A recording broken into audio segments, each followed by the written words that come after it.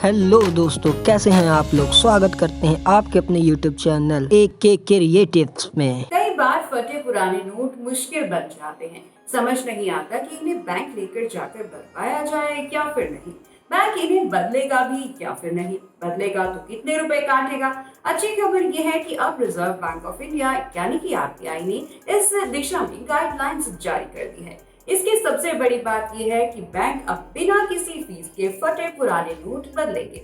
हालांकि कौन सा नोट बदलना है और कौन सा नहीं, ये पूरी तरह से बैंक पर ही निर्भर करेगा। यानी कि कोई ग्राहक रुपए बदलने के लिए बैंक पर दबाव नहीं डाल सकेगा। यदि किसी व्यक्ति का उस बैंक में खाता नहीं है तो भी नोट बदले जा सकेंगे। हाय फ्रेंड्स, मैं हूं आपकी होस्ट सुखबीर सिमी और आप देख रहे हैं बैंकरपीडिया। और इस एपिसोड में आज हम आपको बताएंगे कि फटे पुराने नोट बदलने को लेकर क्या है RBI की गाइडलाइंस। फटे पुराने नोटों से करिए अपने बिल्स का payment.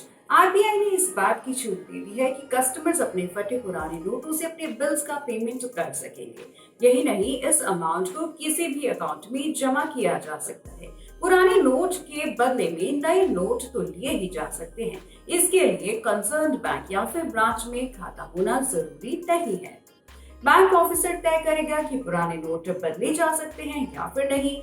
As per RBI guidelines, बुरी तरह से फटे हुए टुकड़े टुकड़े हो चुके और कुछ जल चुके नोटों को नहीं बदला जाएगा। नोटों की हालत थोड़ी सी अच्छी होनी चाहिए। यदि ऐसा लगता है कि नोट को जानबूझकर फाड़ा गया हो तो वो बिल्कुल नहीं बदला जा सकता। नकली नोटों को यानी कि फेक करेंसी को किसी भी कंडीशन में नहीं बदला जा सकता। यहाँ तक कि ऐसे नोटों को ले जाने वाले से पूछताछ भी हो सकती है। बैंक ये जानने की कोशिश करेगा कि वो नोट कहाँ से आए हैं। क्या आप जानते हैं कि कितना भारी पड़ सकता है रुपए का अपमान? नोट पर कुछ भी लिखना नेशनल करेंसी का अपमान होता है। इसी तरह से शादी में नोट बरसाना भी अपमान की श्रेणी में ही आता है। ऐसा करने पर जेल की सजा तक हो सकती है। इंडियन करेंसी नोट पर कभी कोई चित्रकारी करता है तो कभी कोई कुछ पंक्तियां लिख डालता है। लोग अपना और सभी का नाम लिखने से भी नहीं चूकते।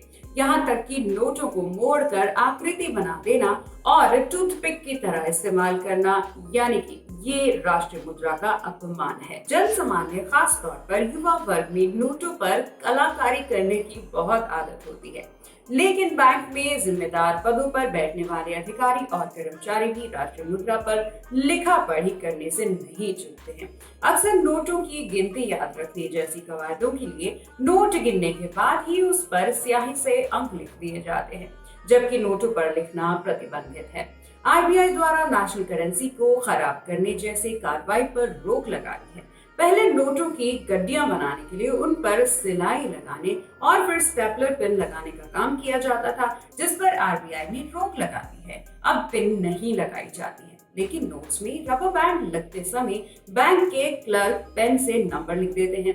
ये इसलिए करते हैं कि उन्हें उन नोट्स का काउंट याद रह सके। किसी को पेमेंट करने या फिर जमा करते वक्त बार बार गिनना न पड़े, इसलिए भी लिखा जाता है। नेशनल करेंसी जब हजारों हाथों से गुजरकर अपमानित हो जाती है तो बैंक इसे करेंसी चेस्ट के मीडियम से RBI के हवाले कर देते हैं, जहां से नोटों को रिजेक्ट करना पड़ता है। ऐसे केस में राष्ट्रीय मुद्रा की हानि होती है और शासन को राजस्व का नुकसान उठाना पड़ता है।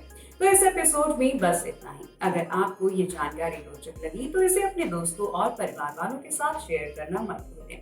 बैंकरपीडिया के इस एपिसोड को लास्ट तक देखने के लिए आप सभी का बहुत बहुत धन्यवाद। अगर आप भी हमारे चैनल पर अपने वीडियो शेयर करना चाहते हैं, नेक्स्ट टॉपिक सजेस्ट करना चाहते हैं या फिर हमसे जुड़कर अपने व्यूज शेयर करना चाहते हैं तो हमें 7599887777 पर व्हाट्सएप करें या फिर hello@bankerpedia.com पर आप हमें ईमेल भी कर सकते हैं। हमें आपके मैसेजेस का बेसब्री से इंतजार रहेगा।